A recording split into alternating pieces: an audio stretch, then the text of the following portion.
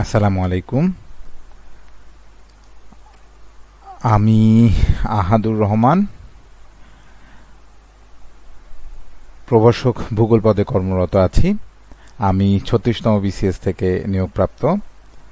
39তম বিশেষ বিসিএস এর ভূগোল বিষয়ের প্রস্তুতির জন্য আয়োজিত আজকে দ্বিতীয় ক্লাসে সবাইকে স্বাগত জানাচ্ছি। আশা করছি সবাই ভালো আছেন। তো আজকে দ্বিতীয় ক্লাসের শুরুতে প্রথম ক্লাস নিয়ে একটি ওভারভিউ থাকবে।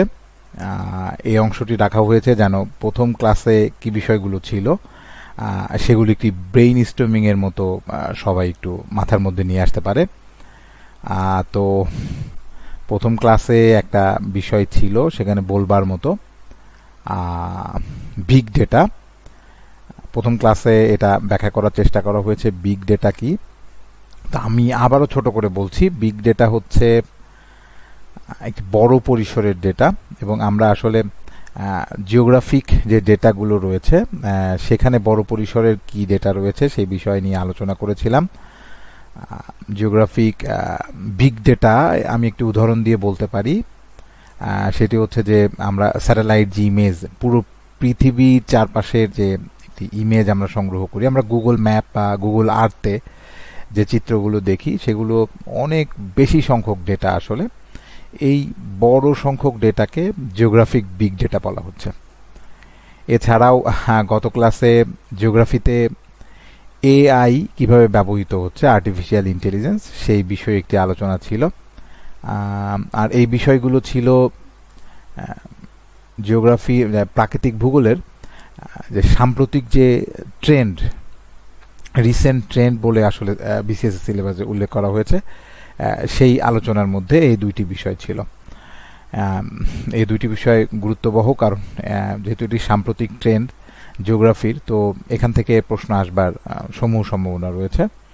বিশেষত যে টার্মগুলো আমি সেখানে দেখিয়েছিলাম প্রথম ক্লাসে, সেই টার্মগুলোর পূর্ণাঙ্গ মানে এবং এর পূর্ণ রূপ সেগুলো আসলে জানা থাকা জরুরি।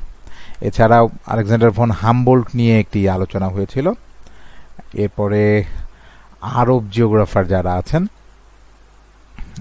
তাদের একটি নিয়ে বড় একটি আলোচনা ছিল, আরব জিওগ্রাফারদের নিয়ে। এই বিষয়টিও আবার নতুন করে মাথার মধ্যে আনবার জন্য এই প্রচেষ্টা ছিল। এরপরে বিপিএসসি প্রদত্ত সিলেবাস থেকে আজকে যে বিষয়গুলো আলোচনা হবে সেই বিষয়গুলো তুলে ধরা হয়েছে। এখানে বিপিএসসি সিলেবাসের যে ভাগ করা হয়েছে প্রাকৃতিক ভূগোল সেগমেন্টে এবিসিডি তদ্রূপ অনেকগুলো ভাগ, তার বি এর কিছু অংশ প্রথম ক্লাসে আলোচনা হয়েছে, আর আজকে বি এর বাকি অংশটুকু আলোচনা হবে, এবং সি এর সম্পূর্ণ অংশটুকু আজকের আলোচনার জন্য রাখা হয়েছে। তো আমরা দেখি সহজীকরণ, এই যে অনেকগুলো লেখা, এই লেখাগুলোকে সহজে কিভাবে আলোচনা করে আমরা কতগুলো ক্যাটাগরির মাধ্যমে আলোচনা করে কিভাবে সহজে শেষ করতে পারি সেই বিষয়টি এরপরে আমি দেখানোর চেষ্টা করেছি। আমি এখানে টোটালে 5টি ক্যাটাগরিতে ভাগ করেছি পুরো সিলেবাসটাকে, যেখান থেকে আলোচনা করে শেষ করব আসলে। তো প্রথমেই এখানে যেটি আছে সেটি হচ্ছে যে আর্থ অরবিট। এই আমাদের যে পৃথিবী, সে যে অরবিটে কক্ষপথে যে ঘোরাঘুরি করছে সূর্যের চারপাশে, সেই বিষয়টি এবং তার আন্ডারে কতগুলো বিষয় রাখা হয়েছে। দ্বিতীয়তে আমরা দ্বিতীয় নম্বরে দেখতে পাচ্ছি যে পৃথিবীর যে ভূ অভ্যন্তর, এই ভূ অভ্যন্তরের গঠন সেখানে চিত্রসহ উপস্থাপন করা হয়েছে আজকের ক্লাসে। এই স্লাইডগুলোতে আস্তে আস্তে আমরা চিত্রসহ সেগুলো দেখাবো। এরপরে শিলা ও খনিজ, এদের ক্ষয় কিভাবে হচ্ছে এবং এরা কিভাবে পরিবর্তন সাধিত হচ্ছে শিলা এবং খনিজের, সেটি দেখানোর চেষ্টা করা হবে আজকের স্লাইডের মাধ্যমে। এছাড়া উইলিয়াম মরিস ডেভিসের যে ক্ষয়চক্র, বিখ্যাত একটি থিওরি, এই থিওরি সম্পর্কে একটা ওভারভিউ আজকের ক্লাসে থাকবে। এর পাশাপাশি 4 নম্বরে দেখা যাচ্ছে যে ওয়ার্ল্ড টাইম জোন, বিশ্ব সময় অঞ্চল, এটা একটি পূর্ণাঙ্গ বর্ণনা রাখার চেষ্টা করা হয়েছে। তার সাথে অঙ্কের মাধ্যমে এই সময় নির্ণয়ের যে অঙ্ক রয়েছে সেগুলা আসলে বুঝবার একটি প্রয়াস আজকে করা হবে। এরপরে জিওলজিক্যাল টাইম স্কেল, যেটি যে ভূতাত্ত্বিক সময়পুঞ্জি, সে সম্পর্কিত একটি আলোচনা থাকছে। এখানে ইংরেজি বাংলা মিশ্রণ করে লেখা হয়েছে। আসলে যদিও সিলেবাসটা ইংরেজিতে হয়েছে, কিন্তু প্রশ্ন কিন্তু বাংলাতে হবে, সেজন্য ইংরেজির পাশাপাশি সেগুলোর বাংলা আসলে কি আসে সেগুলো আমাদের জানা থাকা জরুরি পরীক্ষায় ভালো করবার জন্য। এই ছিল আজকে কি কি আলোচনা হবে তার একটি ওভারভিউ। আর প্রথমে আমি শুরু করছি যে আমাদের পৃথিবীর যে কক্ষপথ, সেই কক্ষপথ নিয়ে, সেখানে সলিস্টিস এবং ইকুইনক্স এই দুইটি বিষয় কি সেটা আমরা জানার চেষ্টা করব। এখানে প্রথম বাক্যে দেখা যাচ্ছে যে এই পৃথিবীর যে অক্ষ রয়েছে, অক্ষ বা এক্সিস বিষয়টা হচ্ছে যে পৃথিবীর কেন্দ্র দিয়ে যদি আমরা কোন একটি দণ্ডকে কল্পনা করি, যেই দণ্ডটাকে বেস করে পৃথিবী ঘুরছে, সেটা আসলে এক্সিস বা অক্ষ, মানে যাকে সার্কেল করে ঘুরে, যার উপর ভর রেখে আমাদের পৃথিবী ঘুরছে, আমরা কল্পনা করে যেটাকে ধরি একটি পৃথিবীর কেন্দ্র দিয়ে যে অক্ষটি, সেটাকে এক্সিস বলে, বাংলাতে যেটাকে অক্ষ বলা হয়। এই অক্ষটি আসলে 23.5 ডিগ্রি কোণে হেলে আছে। আমি যদি একটি চিত্রের মাধ্যমে দেখানোর চেষ্টা করি যে এই যে একটা চিত্র, এখানে এই যে মাঝখান দিয়ে যে একটি কল্পিত যে একটি রেখা আসলে দেখা যাচ্ছে, এটি কিন্তু একটি কল্পিত রেখা। এই দণ্ডটি, কল্পিত দণ্ডটি হচ্ছে এক্সিস বা অক্ষ। তো এই অক্ষটি কিন্তু এইভাবে সোজা থাকার কথা ছিল, মানে স্বাভাবিকভাবে আমাদের কল্পনা আসতে পারে যে অক্ষটি এইভাবে সোজা থাকবে, কিন্তু তা না হয়ে অক্ষটি এভাবে বাঁকা হয়ে, বা এটা 23.5 ডিগ্রি কোণে হেলে রয়েছে। তো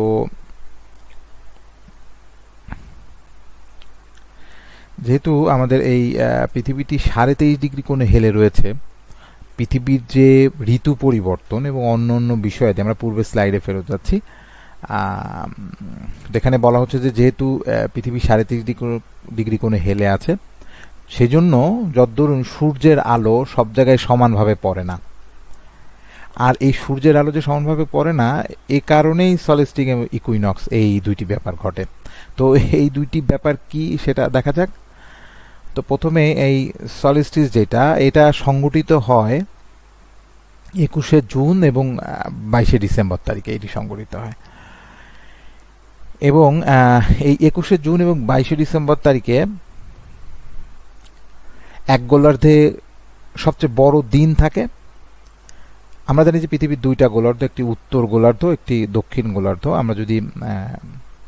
আমরা যদি ল্যাটিটিউড যেগুলা অক্ষাংশ সেটার ভিত্তিতে ধরি, তাহলে উত্তর গোলার্ধ, দক্ষিণ গোলার্ধ।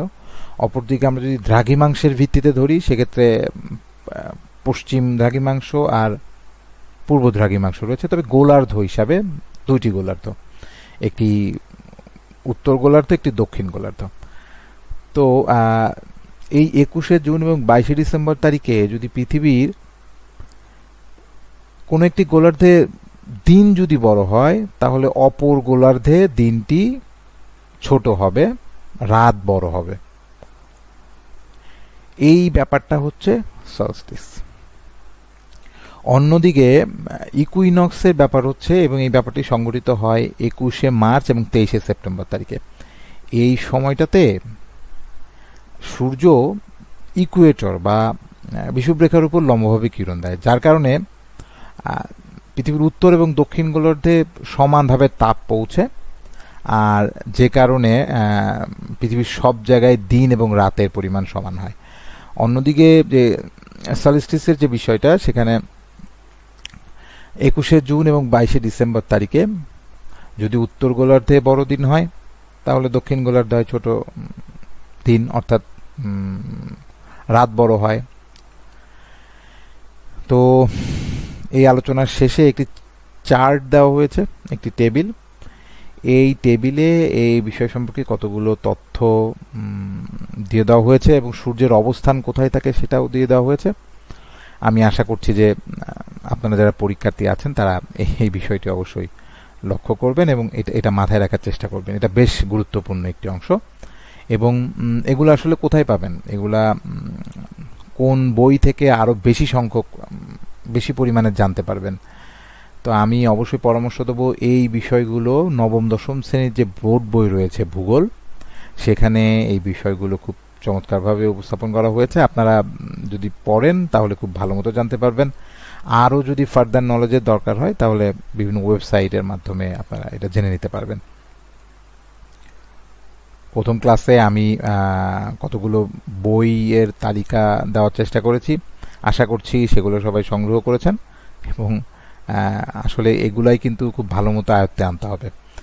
এর পাশাপাশি যদি কেউ জ্ঞানের প্রতি আগ্রহ থাকে, অন্যান্য বিষয় যদি জানেন, তাহলে নিজেকে এগিয়ে রাখতে পারবেন অন্যদের থেকে। এরপরে এই দুটি টার্মের পরে আমরা পেরিহিলিয়ন ও এপিহিলিয়ন নিয়ে কিছু কথা বলবো। এই আমাদের পৃথিবী সূর্যের চারপাশে একটি উপবৃত্তকার কক্ষপথে ঘোরে। এই কক্ষপথের কারণে সূর্যের থেকে পৃথিবীর দূরত্ব কম বেশি হয়। মানে এক এক সময় পৃথিবীর দূরত্ব হয়তো কিছু সময় সূর্যের খুব কাছে থাকে, আবার কখনো কখনো পৃথিবী এই কক্ষপথের কারণে সূর্যের খুব কাছাকাছি চলে যায়। তো যখন পৃথিবী সূর্যের কাছাকাছি অবস্থান করে, আর এই ব্যাপারটা ঘটে জানুয়ারি মাসের 3 তারিখে প্রায়শই এই ব্যাপারটি ঘটে, আর এই ব্যাপারটা কি বলা হচ্ছে যে পেরিহিলিয়ন। অর্থাৎ এই পেরিহিলিয়নের সময় পৃথিবী সূর্যের কাছাকাছি অবস্থান করে। আর এপিহিলিয়ন হচ্ছে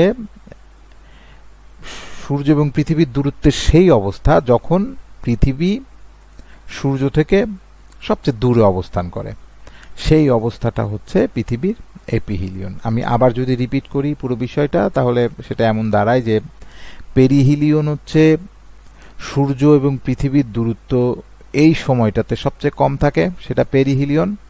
আর যে সময়টাতে সূর্য এবং পৃথিবীর দূরত্ব সবচেয়ে বেশি থাকে, সেটা হচ্ছে এপিহিলিয়ন। তবে এখানে একটি নোট, যে এই দূরত্ব পৃথিবীর যে ঋতু পরিবর্তন হয়, আমরা হয়তো ধারণা করতে পারি যে 3 জানুয়ারি পৃথিবী সূর্যের কাছাকাছি থাকে, তাহলে হয়তো এই সময়টাতে অনেক বেশি উত্তপ্ত হবে পৃথিবী, বা পৃথিবীর ঋতুর উপর প্রভাব বিস্তার করবে। কিন্তু না, এই পরিবর্তনের কারণে পৃথিবীর ঋতুতে তেমন খুব বেশি একটি প্রভাব বিস্তার করে না এই পরিবর্তন। বরং পৃথিবী যে ওই 23.5 ডিগ্রি কোণে হেলে রয়েছে, এই হেলে থাকার কারণে পৃথিবীতে বিভিন্ন ঋতুর সৃষ্টি হয়। তার মানে ওই 23.5 ডিগ্রি এক্সিস বরাবর যে হেলে রয়েছে পৃথিবী, সেই হেলে থাকার কারণে পৃথিবীতে বিভিন্ন ঋতু পরিবর্তন হচ্ছে। তো এখানটাতে আসলে কি ধরনের প্রশ্ন হতে পারে? এখানে প্রশ্ন হতে পারে যে নিচের কোনটি ঋতু পরিবর্তনের কারণ নয়। সেখানে এই পৃথিবীর ঘূর্ণন গতি রাখা হলো, সাথে সাথে এই অক্ষের যে 23.5 ডিগ্রি হেলে আছে সেই বিষয়টি রাখা হলো, এর সাথে পেরিহিলিয়ন এপিহিলিয়নের কোনো একটি রাখা হলো। আমরা কিন্তু আসলে যদি না জেনে থাকি কনফিউজ হয়ে যাব যে কোনটা আসলে উত্তর করব। কিন্তু এটা যদি জানা থাকে যে পেরিহিলিয়ন এপিহিলিয়ন সূর্য আমাদের ঋতুর উপর কোনো প্রভাব বিস্তার করে না, তাহলে কিন্তু আমরা সহজে সেটা উত্তর করতে পারবো। এরপরে এই পেরিহিলিয়ন এপিহিলিয়নটাকে একটি চিত্রের মাধ্যমে দেখানো হয়েছে। এখানে দেখা যাচ্ছে যে এখানে আমরা দেখতে পাচ্ছি যে আমাদের যে পৃথিবী, এই পৃথিবী এই ডান পাশে, চিত্রে ডান পাশে দেখা যাচ্ছে যে আমাদের পৃথিবী সূর্য থেকে কাছাকাছি অবস্থান করতেছে। সেখানে 91.4 মিলিয়ন মাইল দূরে অবস্থান করতেছে। অন্যদিকে এই জুলাই মাসে 94.5 মিলিয়ন মাইল দূরে অবস্থান করতেছে পৃথিবী। তো এই যেটি কাছাকাছি অবস্থান করতেছে সেটা পেরিহিলিয়ন, অন্যদিকে যেটি দূরে অবস্থান করতেছে সেটি এপিহিলিয়ন। তো কখন কোথায় অবস্থান করে এবং তাদের মধ্যবর্তী দূরত্ব কত, সেই বিষয়টি একটি চার্টের মাধ্যমে এখানে আবারও দেখানো হয়েছে। এগুলো যখন পিডিএফ আকারে এটা আপনাদেরকে সরবরাহ করবে, তখন আপনারা এটা ভালো মতো জেনে নেবেন, সেটা আপনাদের জন্য সুবিধাজনক হবে। আর আমি এই কথাটা এর আগের ক্লাসেও বলেছি যে আপনাদের অবশ্যই শুধুমাত্র এই স্লাইড বা এই তথ্যগুলোর উপর ভিত্তি করে যদি ধরে নেন যে প্রস্তুতি হয়ে যাচ্ছে, সেটা ভুল হবে। এখানে যে টার্মিনোলজিগুলো ব্যবহার করা হচ্ছে, বিভিন্ন টার্ম, এইগুলাকে আপনাদেরকে বড় করতে হবে। মানে এইগুলাকে বিভিন্ন সোর্স থেকে আরো বেশি মাত্রায় জানতে হবে, তাহলে বাকিদের থেকে আপনি আরো বেশি এগিয়ে থাকবেন। তবে বলা যায় যে যে পরামর্শগুলো দেওয়া হয়েছে, ওই আমি নবম দশম শ্রেণীর ভূগোল বইয়ের কথা বলেছি, উচ্চ মাধ্যমিক শ্রেণীর প্রথম এবং দ্বিতীয় পত্র ভূগোল বইয়ের কথা বলেছি, আব্দুল বাকি স্যারের ভুবন কোষ বইটির কথা বলেছি, আর এই যে আপনাদেরকে যে পিডিএফটি দেওয়া হবে এটার কথা বলেছি। এছাড়াও আপনাদের এখানে যে এমসিকিউ পরীক্ষা হবে, সেটা খুবই উপাদেয় হবে আমার ধারণা, সেটা আপনাদেরকে এগিয়ে রাখবে। এর পাশাপাশি নিজেকে কিন্তু এগিয়ে নেওয়ার জন্য, আরো বেশি মাত্রায় এগিয়ে নেওয়ার জন্য এই কিওয়ার্ডগুলোকে ভিত্তি করে এই কিওয়ার্ডগুলোর উপরে জ্ঞানের পরিধি আরো বাড়াতে হবে। যাই হোক, পরের স্লাইডে যাচ্ছি। আমরা যে বি সেগমেন্ট সেটা শেষ করেছি। এখন আমরা পৃথিবীর ভূ অভ্যন্তরের যে গঠন, সেই গঠন নিয়ে একটু কথা বলবো এই স্লাইডটাতে। এখানে পৃথিবী অনেক স্তর বিশিষ্ট একটি বলের মতো। আমাদের যে পৃথিবী, সেটা আসলে বিভিন্ন স্তরে স্তরে সাজানো একটি বলের মতো। তো এই স্তরগুলো কি কি? সায়েন্টিস্টরা গবেষণা করে দেখেছে যে 3টি স্তর রয়েছে বেসিকলি। তো তার মধ্যে প্রথম যেটা ক্রাস্ট, যা ভূপৃষ্ঠ, এরপরে ম্যান্টল, এরপর কোর, এই 3টি স্তর। এই প্রথম স্তরটা পাতলা, এটা শিলাময়, এতে নানাবিধ শিলা দেখা যায়। অন্যটা, দ্বিতীয় যে স্তর, সেটা হলো ম্যান্টল, এটা আংশিক গলিত এবং ম্যাগমা বিশিষ্ট স্তর। এখানে ম্যাগমা থাকে। আমরা আগ্নেয়গিরির যে লাভা বের হয়, সেটা যখন ভূ অভ্যন্তরে থাকে তখন সেটাকে ম্যাগমা বলা হয়। এই ম্যাগমাগুলো স্থূলীভূত থাকে বেশিরভাগ ক্ষেত্রে এই ম্যান্টলে।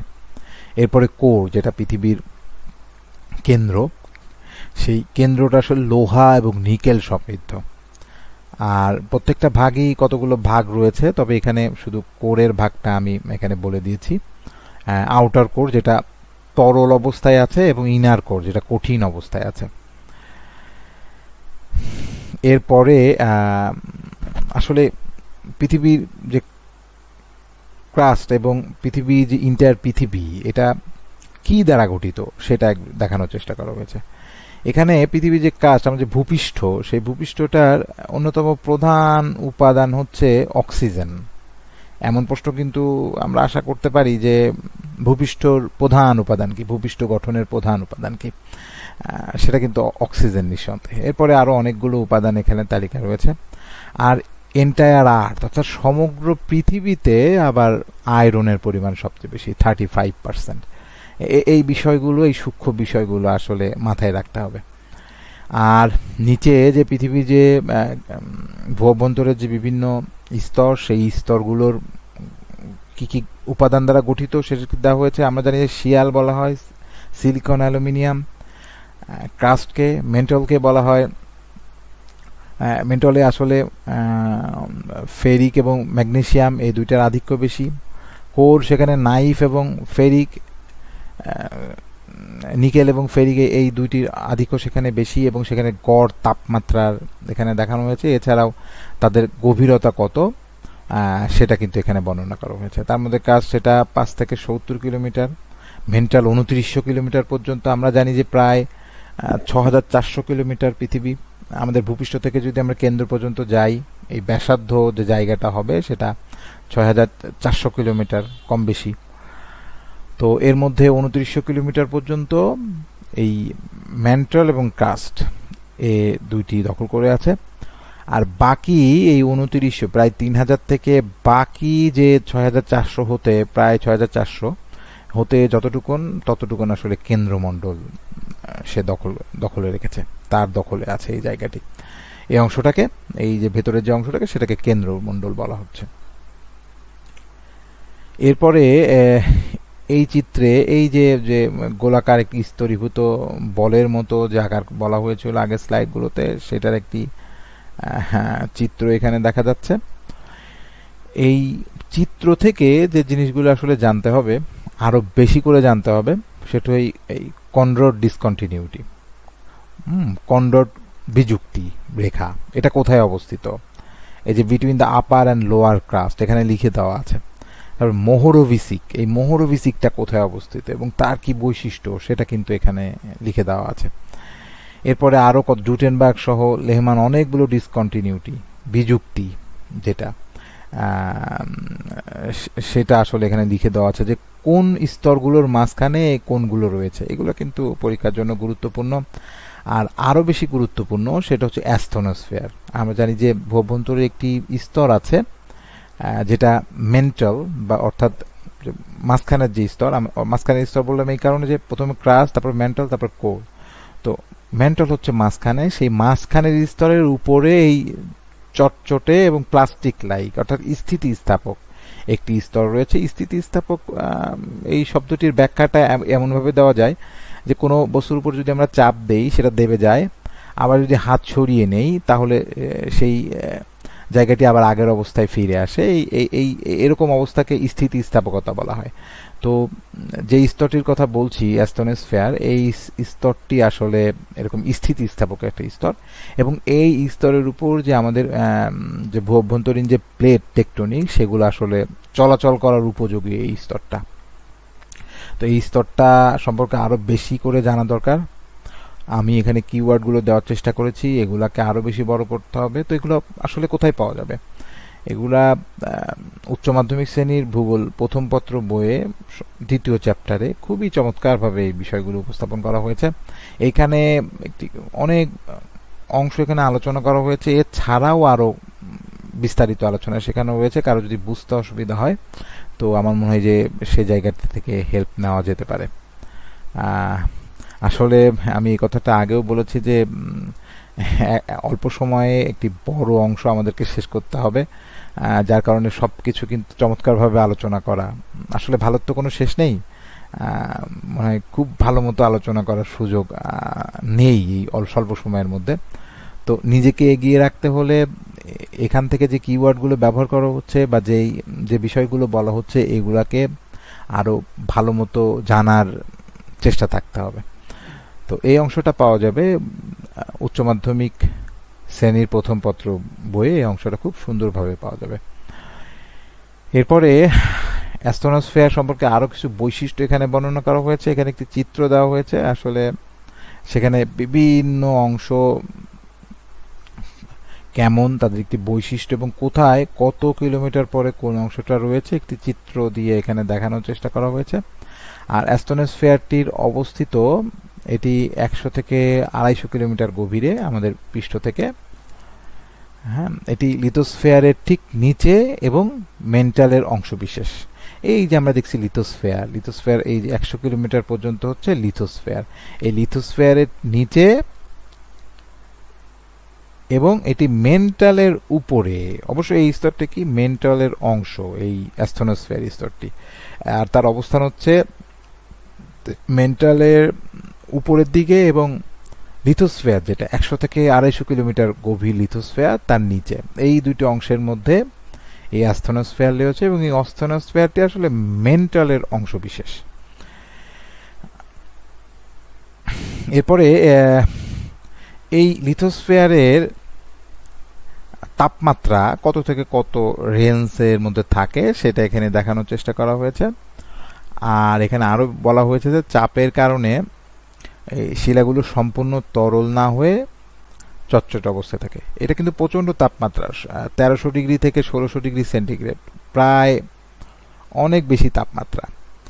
অনেক জিনিসই এই তাপমাত্রায় গলে যাবে। তো আমি এখানে বলার চেষ্টা করেছি যে এই শিলাগুলো এই তাপমাত্রাও সম্পূর্ণ তরল হয়ে যায় না, কারণ এই চাপের কারণে।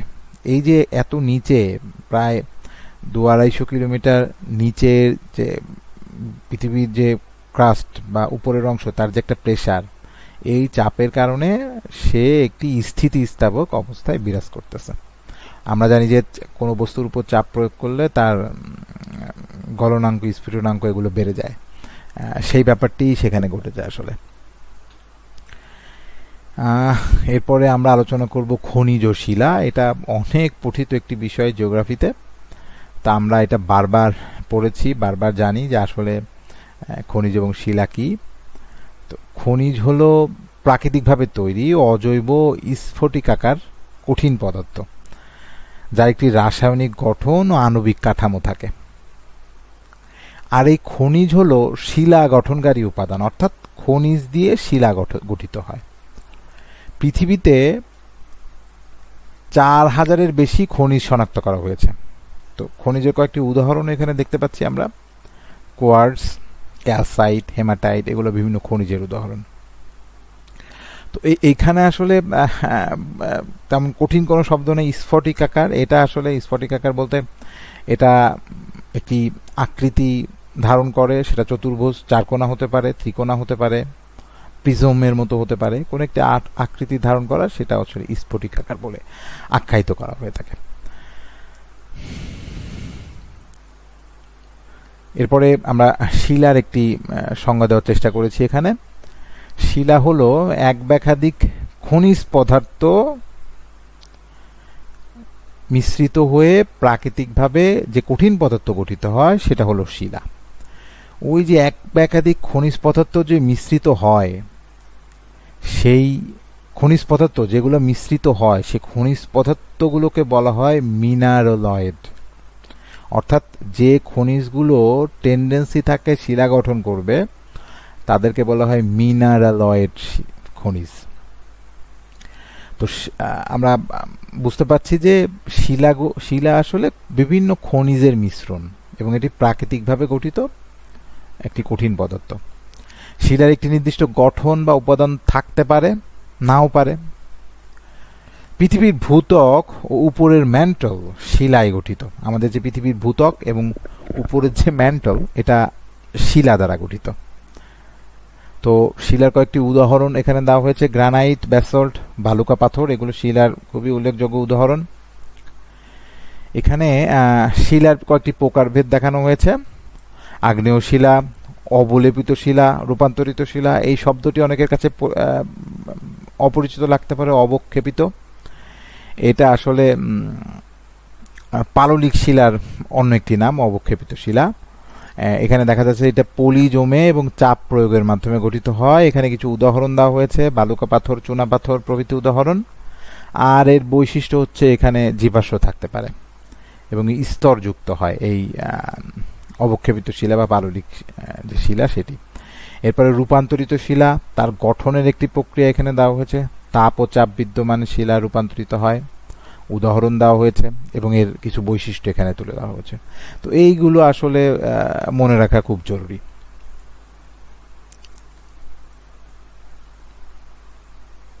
শিলা ও খনিজের পার্থক্য। এই শিলা ও খনিজের পার্থক্য এখানে যা দেওয়া হয়েছে এটা আমার মনে হয় যথেষ্ট। এর পরেও যদি কারো আসলে কিছু জানবার থাকে, এই শিলা ও খনিজের পার্থক্য খুব চমৎকারভাবে পাওয়া যাবে নবম দশম শ্রেণীর যে ভূগোল বই রয়েছে সেখানে খুব চমৎকারভাবে পাওয়া যাবে।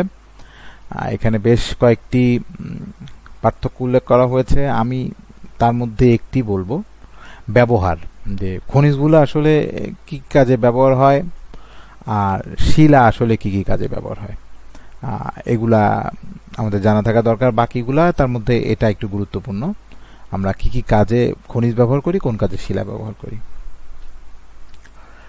এরপরে শিলার একটি চক্র রয়েছে।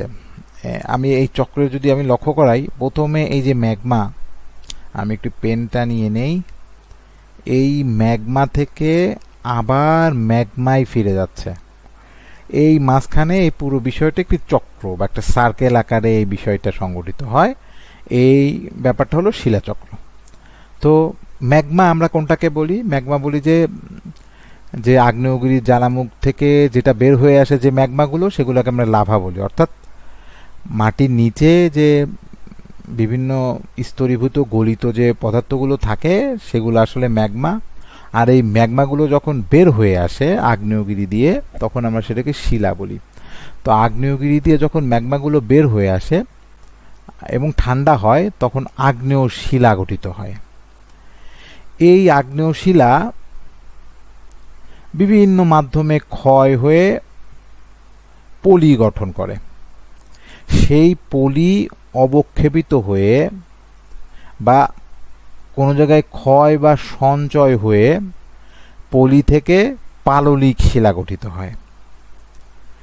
আর সেই পাললিক শিলা এবং অন্য যে কোনো শিলা সেটা রূপান্তরিত হয়, মানে তাপ এবং চাপের ফলে এক রূপ থেকে অন্য রূপ গ্রহণ করে, তখন রূপান্তরিত শিলা হয়। আর এই রূপান্তরিত শিলা এবং অন্য যে কোনো শিলা পর্যায়ক্রমে আবার ভূ অভ্যন্তরে গিয়ে কোনো না কোনোভাবে বিভিন্নভাবে ক্ষয় হয়ে বা অন্য কোনোভাবে ভূ অভ্যন্তরে গিয়ে আবার ম্যাগমা হয়ে ম্যাগমাই সে রূপ নেয়, কারণ ভূ অভ্যন্তরে আমরা জানি যে উত্তপ্ত অবস্থা, সেখানে এই শিলাগুলো গলে আবার ম্যাগমায় রূপ নেয়। তো এই প্রথম ম্যাগমা থেকে আবার পর্যায়ক্রমে ম্যাগমায় ফিরে আসে এবং বারবার এই চক্রটি হতে থাকে। এই পুরো বিষয়টা হচ্ছে শিলাচক্র। এরপরে আমরা একটি টার্ম জানবো, সেটা ডায়াস্ট্রফিজম। এই ডায়াস্ট্রফিজম ব্যাপারটা হচ্ছে যে পৃথিবীর যে ভূত্বক, এই ভূত্বকের বড় আকারের নড়াচড়া। উদাহরণ কি? যেমন দুটি প্লেট যদি পরস্পর সম্মুখে আসে তখন সেটা বিকৃত হয়, ভাঁজ পড়ে, বা দুটো প্লেট যদি একটি আরেকটি থেকে দূরে সরে যায় তখন সেখানে কি হতে পারে? সেখানে ভাঙন হতে পারে, অথবা দুটি প্লেট আরেকটির দিকে আসলে আপলিফ্ট হতে পারে, উত্তোলন হতে পারে, পাহাড়গুলো যেভাবে সৃষ্টি হয়। আবার কি হতে পারে? অবনমন হতে পারে। দুটি প্লেট বা ভূমিকম্পের কারণে মাটির কোনো একটি স্তর বা কোনো একটি স্থানে মাটি ধস হয়ে নিচের দিকে নেমে গেল, অবনমন হলো। এই যে বড় ধরনের ভূত্বকে যে পরিবর্তন, এই পরিবর্তনকে ডায়াস্ট্রফিজম বলে। তো এই ডায়াস্ট্রফিজমের একটি গতিবিধি এখানে দেওয়ার চেষ্টা করা হয়েছে, যে ডায়াস্ট্রফিজম কি ধরনের ডায়াস্ট্রফিজমে আসলে কি ধরনের কাজের ফলে কোন ধরনের ডায়াস্ট্রফিজম বা বড় পরিবর্তন সংঘটিত হয়, আর বাস্তব যে ভূপ্রকৃতি সেখান থেকে উদাহরণ টানা হয়েছে এখানে। আমি আশা করব যে আপনারা সবাই এই বিষয়টি লক্ষ্য করে পড়বেন। এরপর অগ্ন্যুৎপাত বা আগ্নেয়ক্রিয়া, ভলকানিজম আমরা ইংরেজিতে যেটাকে বলি। এই আগ্নেয়ক্রিয়া হলো ভূ অভ্যন্তরের যে গলিত শিলা বা ম্যাগমা। আমি ইতিমধ্যেই বলেছি যে ভূ অভ্যন্তরের যে ম্যাগমা সেটা উপরে উঠে আসা। কি হিসাবে উঠে আসে? সেটা লাভা হয়ে উঠে আসে, এবং ছাই এবং গ্যাস আকারেও যে ভূ অভ্যন্তরের যে গলিত অংশগুলো সেগুলো নির্গত হয়। তো এই নির্গত হওয়া ভূ অভ্যন্তরের ম্যাগমাগুলো নির্গত হওয়া সেটা হলো অগ্ন্যুৎপাত বা আগ্নেয়ক্রিয়া। এই আগ্নেয়ক্রিয়ার কয়েকটি ধরন এখানে দেখানো হয়েছে, যে এই আগ্নেয়ক্রিয়া অভ্যন্তরীণ হতে পারে এবং বহিরাগত আগ্নেয়ক্রিয়া হতে পারে, অর্থাৎ ভূ অভ্যন্তরেও আগ্নেয়ক্রিয়া হতে পারে, আবার পৃথিবীর বাইরেও আগ্নেয়গিরি হতে পারে। আগ্নেয়গিরির উত্থান আমরা দেখতে পাই। তো এই আগ্নেয়গিরির প্রসঙ্গ যেহেতু এলো, সেহেতু একটি বিষয় বলি যে সাম্প্রতিক সময়ে এই মাউন্ট এটনা আগ্নেয়গিরি ইতালিতে, এই আগ্নেয়গিরিটা সক্রিয় হয়েছে। আমরা যারা পত্রিকা নিয়মিত পড়ি তারা হয়তো এটা জেনে থাকবো, বা আমরা ভূগোলবিদ হিসাবে এই বিষয়টা যেহেতু ভূগোলের সাথে অনেকটাই প্রাসঙ্গিক, তো আমার ধারণা আপনারা এটা লক্ষ্য করেছেন যে সাম্প্রতিক সময়ে এই ঘটনাটি ঘটেছে। এছাড়াও সাম্প্রতিক সময়ে জিওগ্রাফির সাথে রিলেটেড যে বিষয়গুলো ঘটেছে, এই বিষয়গুলো কিন্তু আমাদের আসলে জানা জরুরি, কারণ এসব জায়গা থেকেও যে প্রশ্ন হবে না এমন কোনো কথা নেই, এবং প্রশ্ন বরং হবার সম্ভাবনা থাকে এইসব জায়গা থেকে। কারণ যারা প্রশ্নকর্তা ওনারা কিভাবে প্রশ্ন করেন? ওনারা তো এইসব গাইড পড়বেন না। ওনারা কি অনুসরণ করবেন? অনুসরণ করবেন বোর্ড বই, অথবা তারা পত্রিকা পড়ে বা বিভিন্ন নিউজ দেখে, সেখান থেকে হয়তো তার একটি বিষয় ভালো লাগলো। যেমন একদিন এক্সপার্ট ভূগোলবিদকে হয়তো এই প্রশ্নটি করতে দেওয়া হবে, সে কি করবে? সে তো আসলে নিশ্চয়ই কোনো গাইড বই পড়বে না। তার রেফারেন্স হচ্ছে বোর্ড বই, এবং সে হয়তো পত্রিকা পড়ছে বা কোনো টিভি শো দেখছে, সেখানে জিওগ্রাফি রিলেটেড কোনো একটি বিষয় উচ্চারিত হলো, সে ওই সময় প্রশ্ন করছে, তার ওটা ভালো লাগলো এবং সে ওইটাকে প্রশ্ন হিসাবে ব্যবহার করলো। তো এমনটা কিন্তু অনেক সময় হয়। আমরা যখন প্রশ্ন করি আমাদের ছাত্রছাত্রীদের জন্য, তখনও কিন্তু এই ব্যাপারটা আসলে ঘটে। যাই হোক, তো এই সাম্প্রতিক বিষয়গুলো যেগুলো ভূগোলের সাথে যায় সেগুলা আমাদের জানা থাকা জরুরি। আর বিভিন্ন ধরনের আগ্নেয়গিরির এখানে একটি বিভিন্ন ধরনের আগ্নেয়গিরি এবং তাদের বৈশিষ্ট্য এখানে দেখানোর চেষ্টা করা হয়েছে, আর তার সাথে সাথে উদাহরণ টানা হয়েছে। আর শেষে একটি নোট, সেটা হচ্ছে যে এই ড্যাস্ট্রোফিজম এবং ভলকানিজম এটা কিন্তু ওই শিলাচক্রর একটি অংশ। এই যে আমরা যখন শিলাচক্রর যে ব্যাপারটি যখন দেখলাম, আমি আগে স্লাইডে ফেরত যাচ্ছি, এই ম্যাগমা থেকে ম্যাগমা হওয়া, এর মাঝখানে ওই আগ্নেয়গিরির অগ্নুৎপাত যেমন আছে, একইভাবে ডায়াস্ট্রোফিজমের মাধ্যমে ভূমির বিভিন্ন শিলা পরিবর্তিত হয়ে কোনো না কোনোভাবে হয়তো ভূ অভ্যন্তরে প্রবেশ করছে। সেটা চুক্তি হতে পারে বা স্লাইড হতে পারে। এই স্লাইডের কারণে ভূ অভ্যন্তরে প্রবেশ করছে এবং যার কারণে কি হচ্ছে, যার কারণে সেই যে পলিগুলো বা শিলাগুলো সেগুলো আবার পৃথিবীর অভ্যন্তরে যখন প্রবেশ করছে, তাপের ফলে আবার ম্যাগমায় রূপ নিচ্ছে। সেজন্য বলা হচ্ছে যে এই ডায়াস্ট্রোফিজম এবং ভলকানিজম এই দুইটি আসলে শিলাচক্রের অংশ। এবার আমরা আরেকটি বিষয় নিয়ে আলোচনা করব, সেটা হচ্ছে ওয়ার্ল্ড টাইম জোন বা বিশ্ব সময় অঞ্চল। পৃথিবীকে 24টি সময় অঞ্চলে ভাগ করা হয়েছে। তো আসলে 24টি কেন, 24টি সময় অঞ্চলে কেন ভাগ করা হলো? কারণ পৃথিবী তার নিজের কক্ষে 24 ঘন্টায় একবার প্রদক্ষিণ করে, আর এই সময়টাতে সে 360 ডিগ্রি পরিমাণ 360 ডিগ্রি অতিক্রম করে এই 24 ঘন্টা সময়ে। অর্থাৎ এই প্রতিটি সময় অঞ্চল, যেহেতু আমাদের একটি দিন 24 ঘন্টায়, অর্থাৎ এই প্রতিটি সময় অঞ্চল 1 ঘন্টার পার্থক্য নির্দেশ করে। এরপরে এই প্রতি সময় অঞ্চল যেমন 1 ঘন্টার পার্থক্য নির্দেশ করে, এবং প্রতিটি সময় অঞ্চল, যে 24টি সময় অঞ্চলে ভাগ করা হয়েছে, প্রতিটি সময় অঞ্চল 15 ডিগ্রি দ্রাঘিমাংশর সমান। কারণ পৃথিবী 24 ঘন্টায় 360 ডিগ্রি অতিক্রম করে, তো প্রতি ঘন্টায় কতটুকু অতিক্রম করে সেটা ভাগ দিয়ে দেখানো যাচ্ছে যে আমরা 15 ডিগ্রি পেয়েছি। অর্থাৎ পৃথিবীকে যে 24টি সময় অঞ্চলে ভাগ করা হলো, এই 24টি সময় অঞ্চলের প্রত্যেকটা সময়ের পার্থক্য 1 ঘন্টা এবং প্রত্যেকটা ডিগ্রির পার্থক্য 15 ডিগ্রি। এরপরে সময় নির্ধারণের মানদণ্ড হিসাবে ব্যবহৃত হয় জিএমটি বা গ্রিনিচ মিন টাইম, আর হচ্ছে সমন্বিত বিশ্ব সময় বা ইউনিভার্সাল টাইম কোঅর্ডিনেটেড, ইউটিসি। এই ব্যাপারটার পূর্ণাঙ্গ রূপ হচ্ছে কোঅর্ডিনেটেড ইউনিভার্সাল টাইম, সেটাকে উল্টিয়ে এভাবে লেখা হয় ইউটিসি, ইউনিভার্সাল টাইম কোঅর্ডিনেটেড। আসলে প্রকৃতপক্ষে coordinated time, coordinated universal time exactly. আর এই দুটি বিষয়কে কেন্দ্র করে আসলে যে আমাদের সময়, পৃথিবীর যে সময়, যে মানদণ্ড, এই দুইটিকে কেন্দ্র করে আসলে মানদণ্ড নির্ধারণ করা হয়। এছাড়াও একটি মানদণ্ড নির্ধারণ করার একটি বিষয় আছে, সেটা লোকাল টাইম, এলটি বলে আমরা যেটাকে পারি, এলএমটিও বলে কখনো কখনো। কারণ এলএমটি বলার কারণ হচ্ছে লোকাল মিন টাইম, লোকাল গড় সময়, বা সংক্ষেপে এলটিও বলা হয়, আসলে প্রকৃতপক্ষে এলএমটি।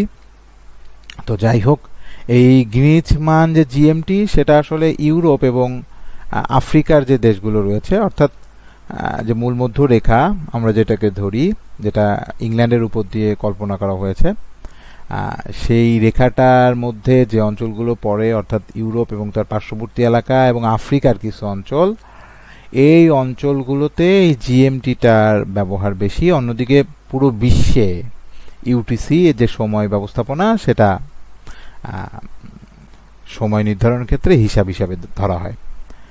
এবং এর কাজ করার পদ্ধতি কি, এই দুইটা টাইম জোন কিভাবে বা দুইটা সময় নির্ধারণের পদ্ধতি কিভাবে কাজ করে, তাদের কাজ করার পদ্ধতি হলো, যখন সূর্য প্রাইম মেরিডিয়ান বা 0 ডিগ্রি দ্রাঘিমাংশ বা ওই ইংল্যান্ডের যে গ্রিনিচ মান, তার উপরে যখন অবস্থান করে, তখন গ্রিনিচ সময় দুপুর 12টা। অর্থাৎ ওই গ্রিনিচ মান যে মন্দির ওই অঞ্চলে, যেটা লন্ডনে অবস্থিত, সেই অঞ্চলের উপরে যখন লম্বালম্বিভাবে সূর্য অবস্থান করে, অর্থাৎ তখন সেখানে যখন দুপুর 12টা, তখন সেই জায়গা থেকে যদি আমরা 15 ডিগ্রি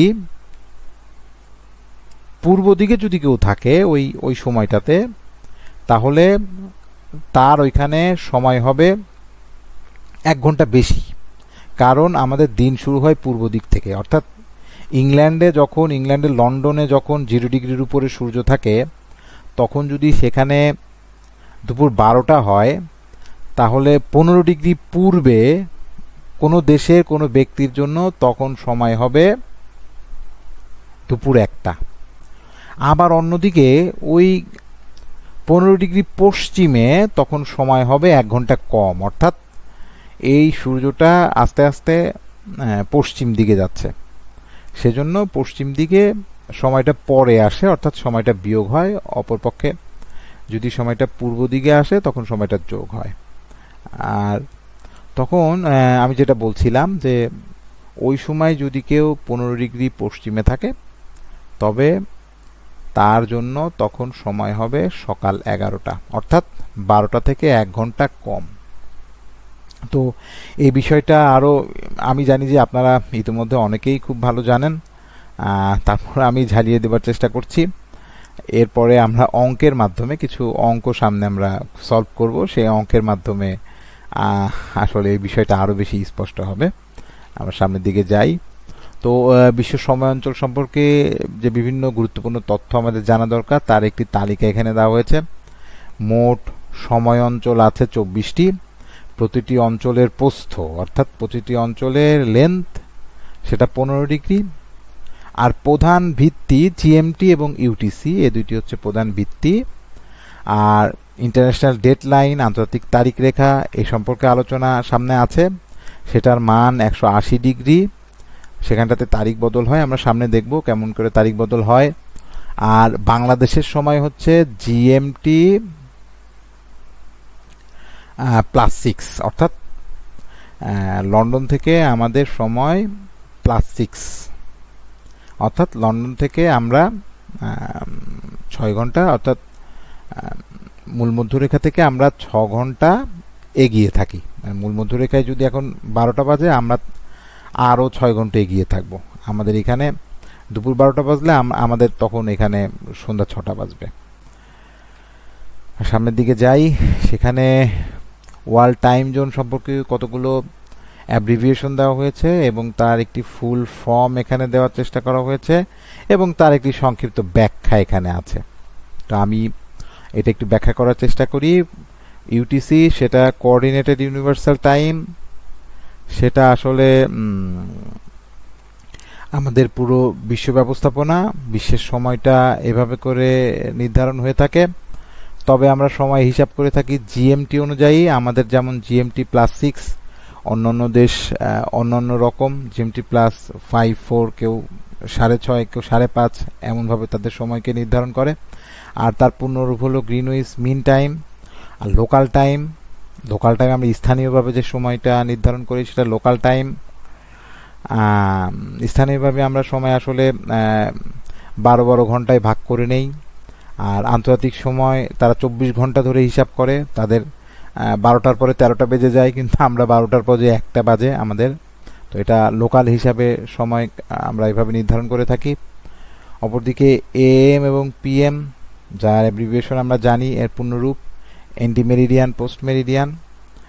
সেটা আসলে কি একটা লেখার চেষ্টা করা হয়েছে। আমার ধারণা এই বিষয়গুলো মোটামুটি আমরা ওকিবহল এই বিষয়গুলো সম্পর্কে। এরপরে বিভিন্ন স্থানের সময় গণনা করার উদাহরণ, সময়ের পার্থক্য। আমরা প্রথমে নিচে একটি অঙ্কটা দেখব যে নিউ ইয়র্ক প্রায় 74 ডিগ্রি পশ্চিমে অবস্থিত, আর লন্ডন 0 ডিগ্রিতে। এদের মধ্যে সময়ের পার্থক্য নির্ণয় করতে হবে। তো আপনারা দেখেন যে সময়ের পার্থক্য ঘন্টায় নির্ণয় করার জন্য এই সূত্রটা ব্যবহার করা হয়ে থাকে, যে দ্রাঘিমাংশের পার্থক্য ডিভাইডেড বাই 15। ফলাফল যা আসবে ওই দুটি স্থানের সময়ের পার্থক্য তাই। তো আমরা এখানে দুটি স্থান কি, নিউ ইয়র্ক এবং লন্ডন, এই দুটি স্থানের মধ্যে আমাদের সময়ের পার্থক্য নির্ণয় করতে হবে। তো একটির জিএমটি হচ্ছে, একটির দ্রাঘিমাংশের মান হচ্ছে 74 ডিগ্রি, অন্যটির 0 ডিগ্রি। অর্থাৎ এখানে দ্রাঘিমাংশ আমরা লিখব 74, কারণ পার্থক্য 0 থেকে 74, সেটাকে ভাগ দিব 15 দিয়ে। এর যে ফলাফল হবে, যে ঘন্টা হবে, যে ফ্র্যাকশনটা আসবে, সেটাকে মিনিটে কনভার্ট করে যতটুকুন পার্থক্য হয়, নিউ ইয়র্ক এবং লন্ডনের সময়ের পার্থক্য ততটুকুন। এখন প্রশ্ন হতে পারে যে সময় বেশি না কম। তো যেহেতু নিউ ইয়র্ক পশ্চিমে অবস্থান করছে, সেহেতু আমরা বলবো যে নিউ ইয়র্কের সময়টা লন্ডন থেকে কম, পিছিয়ে রয়েছে। অর্থাৎ লন্ডনে যদি ওই সময় দুপুর 12টা বাজে, তবে সেই 12টা থেকে যে সময়টা বের হবে ভাগ করলে প্রায় 6.5 ঘন্টা বা 7 ঘন্টা যে বের হবে, সেই 7 ঘন্টা সময় বিয়োগ করে সেই সময়টা হবে নিউ ইয়র্কের সময়। আরও একটি উদাহরণ এখানে আছে যে একটি শহর 75 ডিগ্রি পূর্বে, অপর একটি শহর 30 ডিগ্রি পূর্বে অবস্থিত। তো তাহলে 75 আর 30 এই দুইটার মধ্যে পার্থক্য কত? এই দুইটার মধ্যে পার্থক্য 45। তাহলে আমাদেরকে 45 ডিভাইডেড বাই 15, তাহলে কত? 3 ঘন্টা। অর্থাৎ এই দুইটি জায়গার সময়ের পার্থক্য 3 ঘন্টা। এছাড়াও শুধুমাত্র এই অঙ্কগুলোই না, এছাড়াও অনেক ক্ষেত্রে দুইটি জায়গা এবং তাদের অক্ষাংশ, দ্রাঘিমাংশ এবং কোনো একটি সময় বলে দেওয়া থাকবে, আমাদেরকে হয়তো পরীক্ষার ভেতরে বলে দেওয়া থাকবে, আমাদেরকে ক্যালকুলেশন করে ওই দুইটি জায়গার সময়ের যে পার্থক্য এবং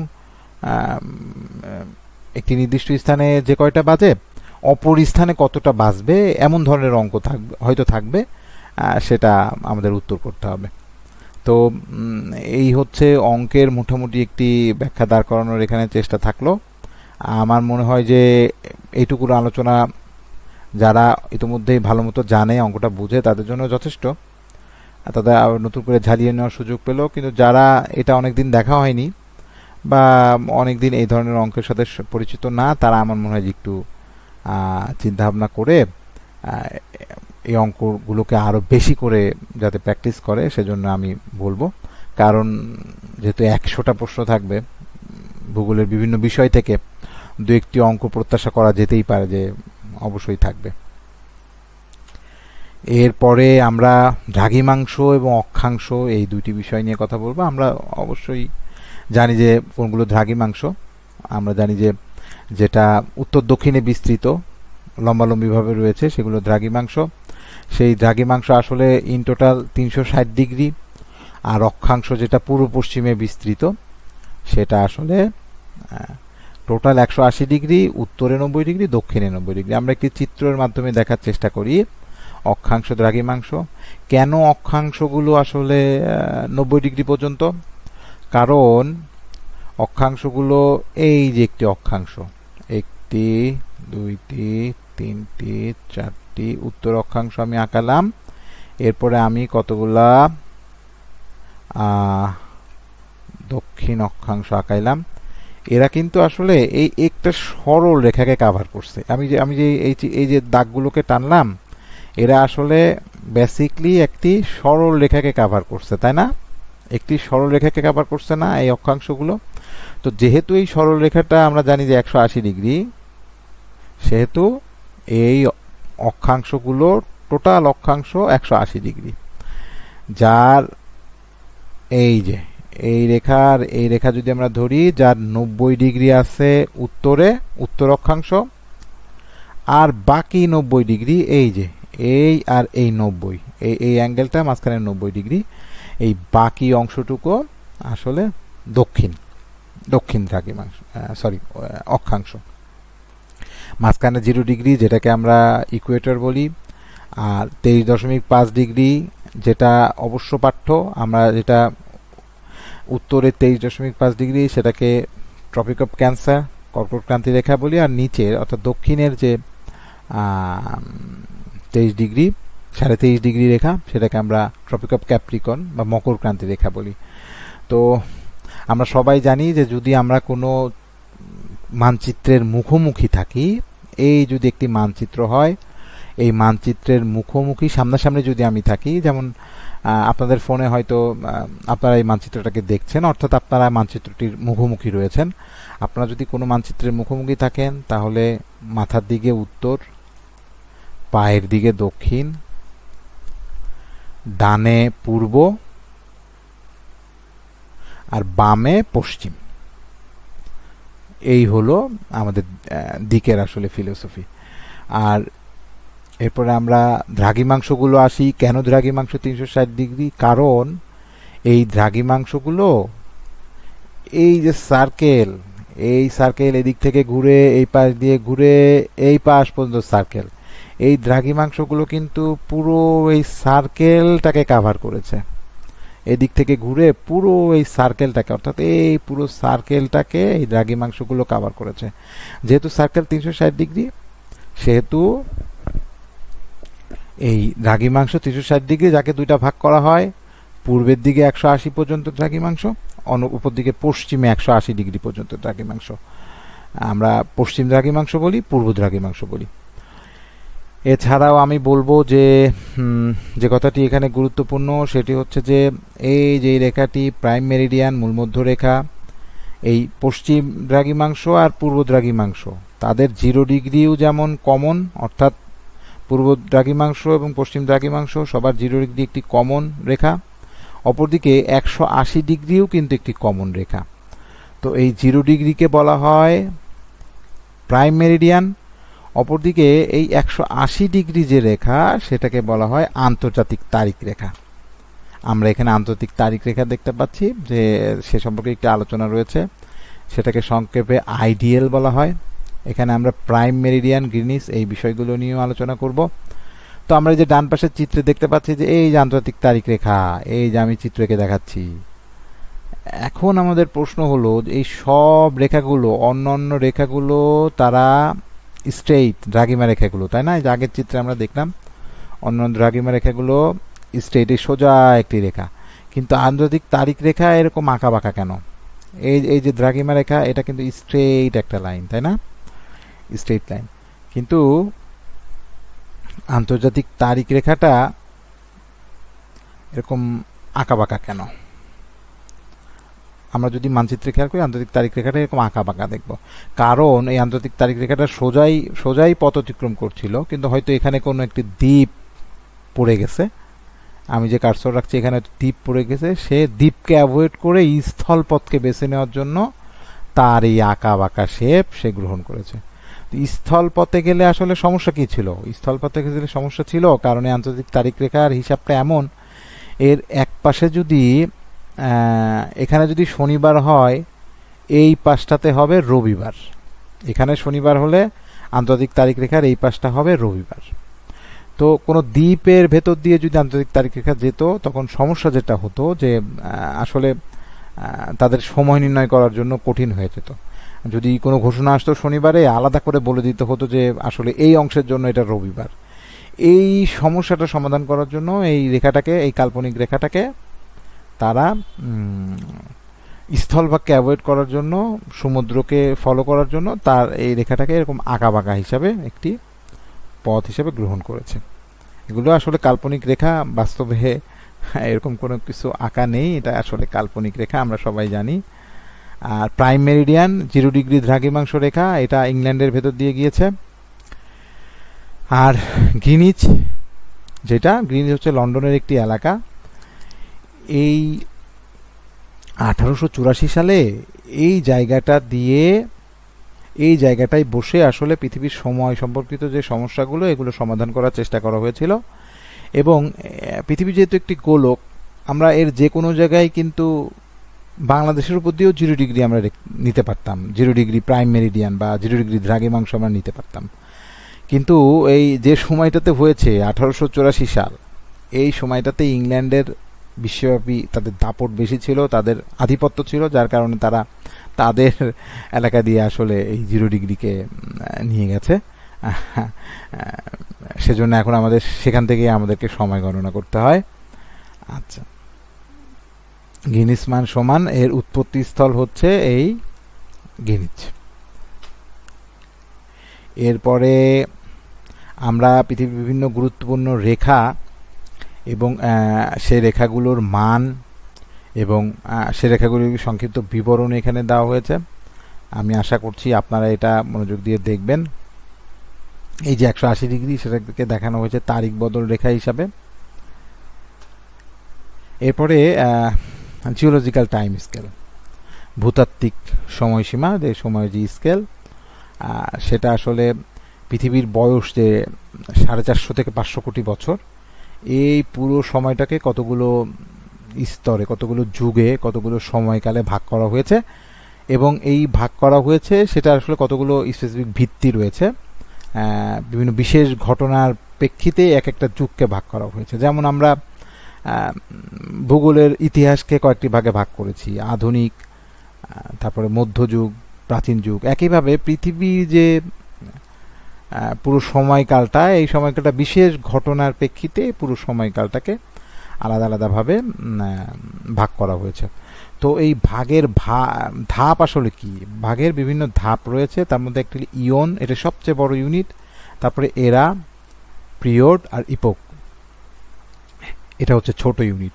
তো সবচেয়ে বড় ইউনিটটা কত বড়? সবচেয়ে বড় ইউনিটটা সেটি 500 মিলিয়ন বছর, অর্থাৎ এই 500কে যদি আমরা 10 দিয়ে ভাগ দিই, 500কে 10 দিয়ে ভাগ দিলে 50 কোটি, 50 কোটি বছরেরও বেশি সময় হচ্ছে ইয়ন।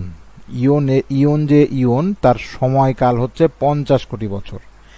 এরা যেটা, তার সময়কাল 100 থেকে 500 মিলিয়ন বছর। এবং এই ইয়ন, কতগুলো ইয়ন রয়েছে এই পুরো পৃথিবীর 450 থেকে 500 কোটি বছরে, কতগুলো ইয়ন রয়েছে এর মধ্যে? এই ফেনারোজয়িক ইয়ন, প্রোটোজয়িক ইয়ন, বিভিন্ন এক একটি ইয়ন। এরা রেঞ্জ হচ্ছে 100 থেকে 500 মিলিয়ন বছর। কতগুলো ইয়ন? প্যালিজয়িক, মেসোজয়িক, সেনোজয়িক, এগুলো হচ্ছে এক একটা ইয়ন। এরপরে বিভিন্ন পিরিয়ডের কথা বলা হচ্ছে। এখানে পিরিয়ডগুলোর রেঞ্জ হচ্ছে 10 থেকে 100 মিলিয়ন বছর। কয়েকটি পিরিয়ডের নাম জোরাসিক, ক্যাম্ব্রিয়ান, কোয়াটারনারি। এই জোরাসিক শব্দটা মানে আমরা খুব পরিচিত, এটা আসলে একটি পিরিয়ড। এরপরে ইপোকের কথা বলা হচ্ছে। এই ইপোক যেটা, সেটা 1 থেকে 10 মিলিয়ন বছর এই ইপোক শব্দটিকে ইপোচও বলে। এটা আমেরিকান, ব্রিটিশ, তারা আলাদা আলাদা রকমভাবে উচ্চারণ করে। তো আমি একটি বলছি আর কি, ইপোক। এটির রেঞ্জ হচ্ছে 1 থেকে 10 মিলিয়ন বছর। আমরা এই যে এখানে এই শব্দটার সাথে মনে আমরা পরিচিত প্যালিস্টোসেন, এই প্লাস্টোসেন যুগের সোপান কিন্তু আমাদের রয়েছে, এবং সেগুলোর রেঞ্জ সবচেয়ে স্বল্প জিওলজিক্যাল টাইম স্কেল অনুসারে। এরপরে বলা হচ্ছে যে বিভিন্ন ধাপে এক একটি গুরুত্বপূর্ণ জীবের আবির্ভাব ঘটেছে। কোনো সময় ডাইনোসরের বিলুপ্তি ঘটেছে, কোনো ধাপে মানুষের উদ্ভব হয়েছে। এবং গুরুত্বপূর্ণ বিষয়ের ভিত্তিতে এই ধাপগুলোকে আলাদা আলাদাভাবে ব্যাখ্যা করা হয়েছে, আলাদা আলাদাভাবে ভাগ করা হয়েছে। জিওলজিক্যাল টাইম স্কেল, এখানে পৃথিবীর একটি বয়স দেওয়া হচ্ছে যে পৃথিবী কত বছরের পুরাতন। মানুষের আবির্ভাব, এটা কোয়াটারনারি পিরিয়ডে মানুষের আবির্ভাব হয়েছে। মেসোজয়িক এরা, এই এরাটাতে ডাইনোসর এসছিল, ডাইনোসরের যুগ ছিল এটা।